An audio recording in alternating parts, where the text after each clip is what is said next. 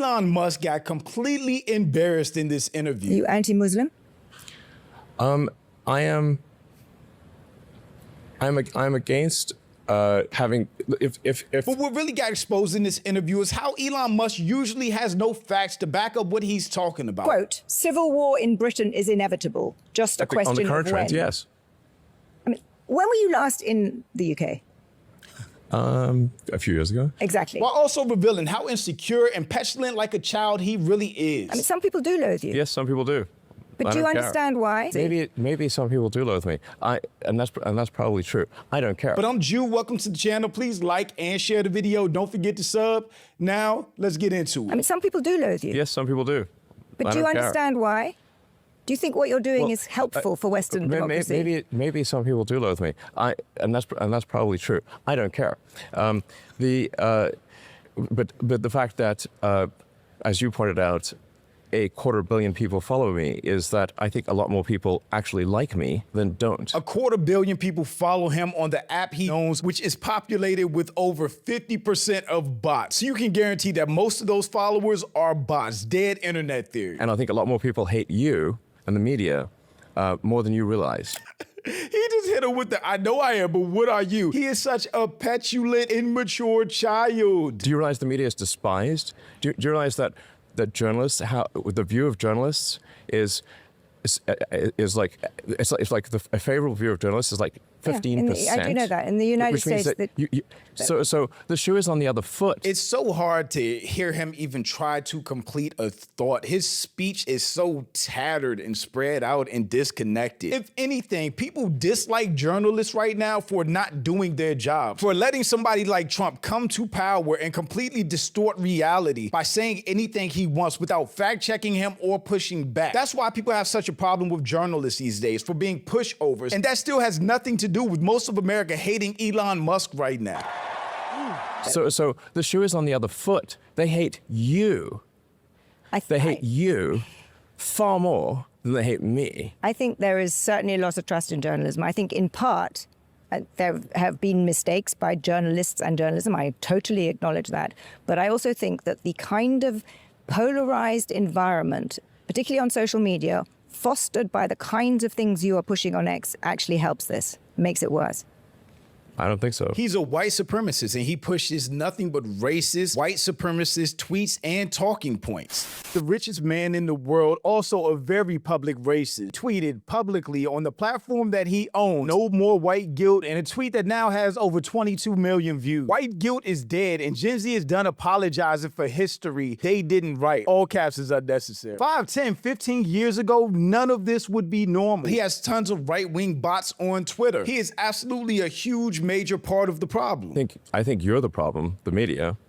And speaking of loathing, you're loathed far more than I am. And you don't seem to even realize that. I think very few people know who I am relative to you, so I don't think I play in the same game. The media collectively. So, I mean, you're hated. That's how you look at somebody when you know they're just dumb. Absolute crash out from Musk after he's presented with the reality that many, many people fucking hate him. Elon Musk is not a genius and has the emotional capacity of a toddler. It's so interesting because before he dove into politics, before he went far right-wing, Elon Musk, I would say, was universally loved. I remember people were calling him the real Iron Man. They loved what he was bringing to the table, the EVs, everything. And now he's just completely detestable in so many ways that the only people still left defending him are white supremacists and racists. This is how the media should handle power. Zanny Minton Beatles, I don't know if I say her name right, but she is the editor-in-chief of The Economist, but just showed how to interview Elon Musk. She didn't defer, flatter, or let claims go unchallenged. She pressed for answers in real time, the kind of accountability powerful people should expect from every interview. All facts. Nonsense. Now, Elon, you have, what is it, close to 250 million followers on X. Yeah, because you say things like, popular guy. Quote, civil war in Britain is inevitable. Just a question of when. On the current trend, yes. I mean, when were you last in the UK? A few years ago. Exactly. So I live there. I'm there the whole time. That is nonsense. You live in a cloistered existence. No, I don't, actually. And the numbers also disprove what you... Elon Musk is such a dweeb. Somebody that doesn't even go to her country is going to tell her the kind of existence she lives in her country. Say. What numbers? all the numbers about crime. London is a much safer city than any city in the United States. Violent crime in the UK is not where you think it is. In fact, it's coming down. You have painted, and because you have so many followers, so many Americans believe it, a kind of view that Europe and the UK are kind of, overrun with terrifying Muslim immigrants. There's rape on every corner. There's a sort of civilizational destruction. I haven't said any of those things. He has to push those kind of narratives because it matches the white replacement theory that all these right-winger, racist, white supremacists are terrified over. The great replacement theory. Yeah, a theory. Okay. It's the realest thing there is, and it's happening not because unseen hands are orchestrating it, though clearly they are, but because the native peoples of all these countries are participating in it enthusiastically. 10 million illegal immigrants in 4 years, and then whites and Christians are going to be the minority. And that's true in Canada, Australia, all the countries in Europe. So you could say there's 2 billion people, but what's the proportionality?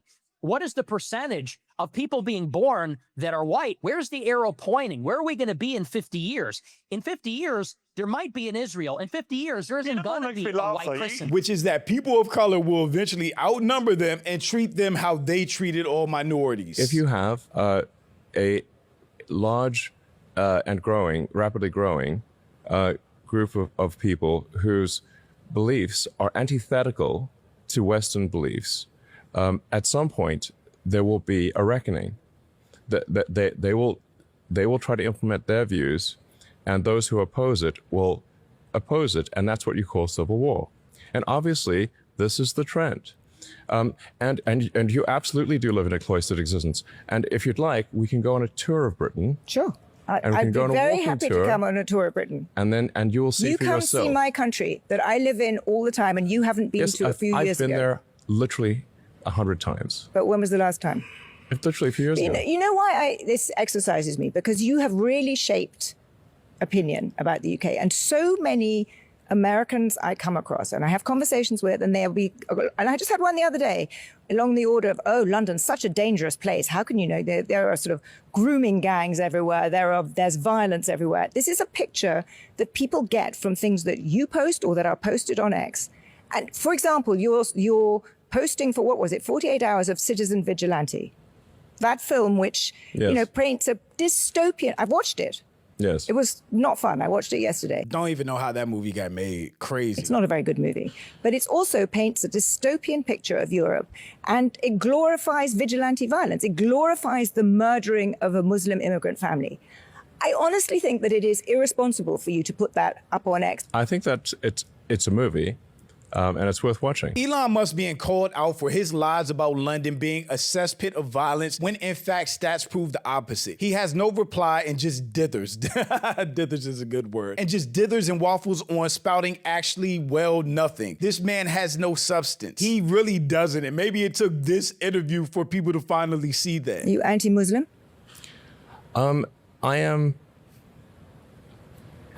against He could just say no. Ask them racist if they're racist. If they start stuttering like that, you know. If people are coming to a country with antithetical views, I am against that. I'm against that. I'm against I'm against rape and murder.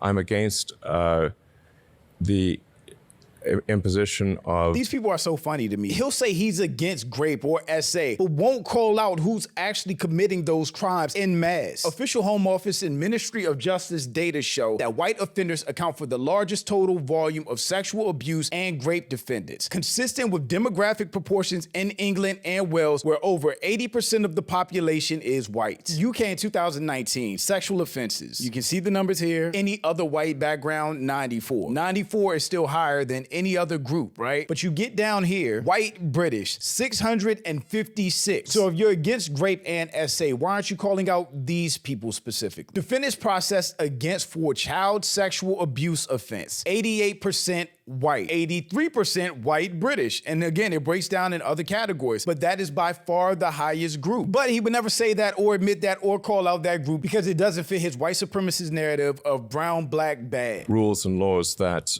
are contrary to what we've come to accept in the West. And I think it's a crying shame that the sort of traditional media, like you,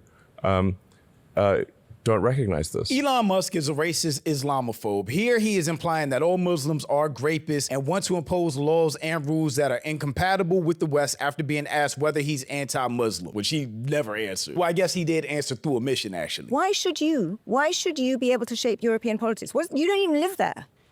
I think of it as the sort of the West collectively. But do you see why this makes people think? He did the same thing in American politics, just dumping money in elections. The richest man in the world, who was a trillionaire, he's no longer because prices dropped, is an overt racist. That is problematic in and of itself. And there should be donation laws that forbid somebody that has those public stances from being able to give money to elections. This man who has all this power, he's the world's richest man, he thinks he has a right to influence our politics. It makes people, it's why, we started this conversation saying superlatives. It's why people loathe you. And people are just pointing out how bad this interview went for him. Do people not notice that Musk is scarcely articulate? His speech is hesitant, disjointed, synaptically fractured, and barely withstands parsing. It's a window into his obvious defective internal thought process. I guess racism breaks the brain. Elon Musk got owned so bad in that interview that he then went to his platform and tweeted, "She is a traitor to the West, plain and simple," which is a crazy statement to tweet out against a journalist that was doing journalism. Elon Musk called The Economist editor-in-chief a traitor to the West after a tough interview. For someone who brands himself as a free speech absolutionist, attacking a respected journalist over difficult questions looks deeply hypocritical. It is. But the funniest thing is, all across X, all you see are weird AI videos like this and posts from his supporters after that interview went viral of him basically being slapped around by a real journalist. Elon Musk enjoying a rare family moment with his children. Every great innovator is also a great parent. This is just sad, desperate, and embarrassing. AI generating a video for another man spending time with his kids because he actually doesn't. To glaze him has got to be top 5 most pathetic things a person can do. All facts. We really need more journalists to directly challenge and call out nonsense when they interact with people like this. But thanks for watching. Y'all let me know what you think about all this in the comments. Also, make sure you check out the next video. And don't forget to follow me on Instagram for behind the scenes and life stuff.